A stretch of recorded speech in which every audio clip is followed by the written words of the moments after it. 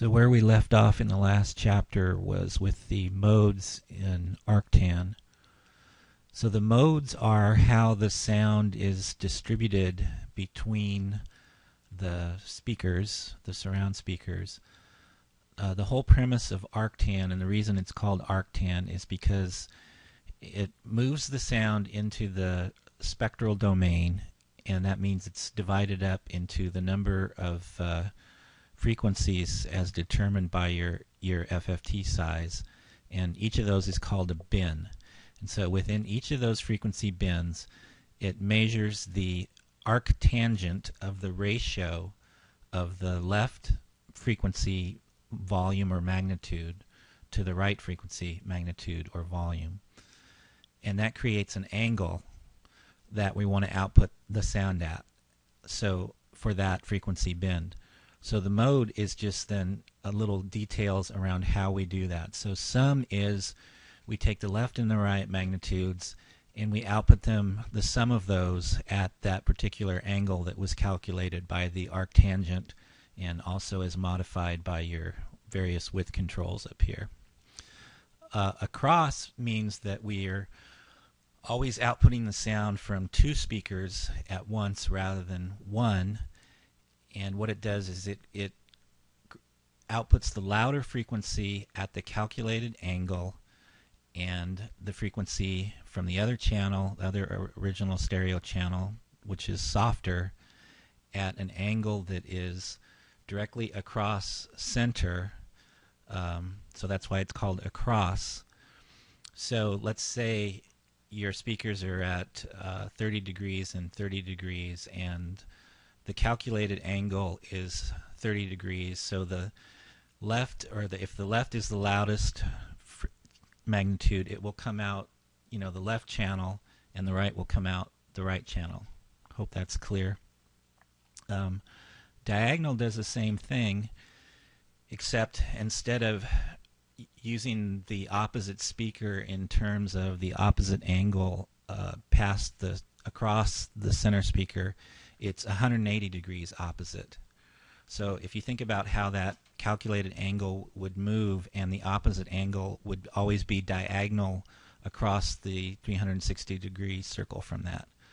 So these all have distinctly different sounds. Diagonal is probably useful when a lead vocal that's in the center and then you have backing vocals or something that's panned just slightly off center that you really want to bring out in the mix. That's where I found diagonal to be useful. And the others, you just pick between sum and across. You just want to pick which one sounds best for your type of music. The next controls we want to look at are the speaker angle controls. And these will not change as long as your speakers are in the same position. You would always have these set to match your speaker angles. You wouldn't be changing these unless you're moving your speakers physically. And these are measured counterclockwise, from 0 being hopefully the center channel. So here we have left front speaker at 30, right front speaker all the way around the circle at 330, center at 0, my left surround is at 110, and then the matching angle on the opposite side, the right surround, is at 250. Now one thing is these same speaker angles are also needed in Z-Pan, and so if we open the angle settings in Z-Pan, and I want to move things around here so you can see that these are actually linked. So if you move them in Z-Pan, they also move in Arctan, but the reverse is not the case. It's just the way parameter linking works. So when you go to set these, I prefer you to set them in the Z-Pan speaker angles dialog, and then they'll be correct in both Z-Pan and Arctan.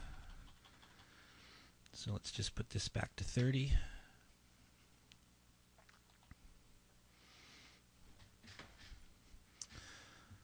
Okay, and for you tech freaks, this is all about constant power panning, and the formulas we need to know where the speakers are in order to distribute the sound properly.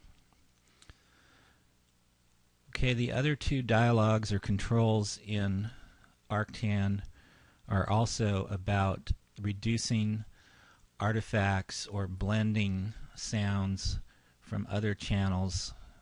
So we have two different controls. We have the adjacent speaker control, which means you're distributing the sound not just to the calculated angle speaker, but also to the speakers on either side of it.